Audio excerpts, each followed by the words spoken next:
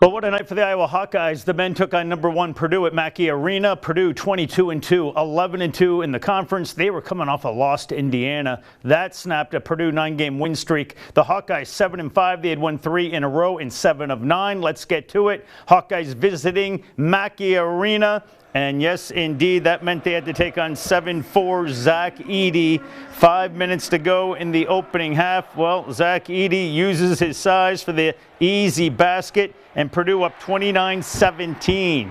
Philip Rebracha, he's 6'9", but he's going to get it done. He's going to put that lay-in in. Hawkeyes down 12. They would be down 17 at the half. Second half, Zach Edey to Braden Smith. He knocks down a 3. He had a game-high 24 points. Purdue up 21, 48-27. There's more where that came from. The step back, and things are looking tough for the Hawkeyes. Fletcher Lawyer with the basket there, but then the Hawkeyes come roaring back. Philip Rebracha gets the bump, and then the nice roll. That will drop in.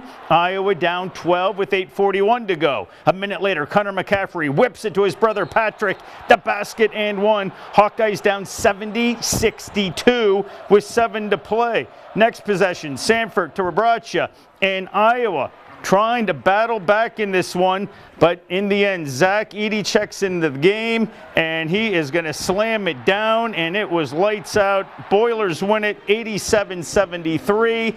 Blake Hornstein was there with our post-game coverage. The Hawkeyes themselves admitted it. The game plan tonight was to go all out and stop the 7'4" giant that is Zach Edey. And they did for the most part. Only 4 points in the first half. But the Boilermakers shot 55% as a team, and ultimately their defense wasn't good enough to beat Purdue tonight. Yeah, it was just be aggressive doubling Edey and make our rotations quick and crisp. And we were just leaving Shears open early. Got guys going that can get hot really quick. So our rotations just needed to be better today. And, I thought we did a good job on Edey, doubling him in the post every time he caught the ball. The game plan was for us to double. I think they did a good job. You know, I think he had like 4 points late, so he probably would have ended if we didn't foul him like with 10 and 14, which I mean still huge for them. He had 5-0 boards, but I feel like we mostly executed with that, and then we just gotta, shut down the other players. It's hard, but that's what you got to do to beat the #1 team. Our anticipation and rotations were not good enough, clearly. And it's hard, because they got a lot of them. And they're a team that is very unselfish. They move it, they share it. There's no selfishness at all with this team. So you got a lot of ground to cover when you're doubling. Now, defense is one thing. Rebounding is another area the Hawkeyes struggled tonight. They got beat on the glass by 20 boards, albeit by the best rebounding team in the country. But when they convert on 55% of their field goal attempts, it makes it really tough to beat the best team in America on their home court.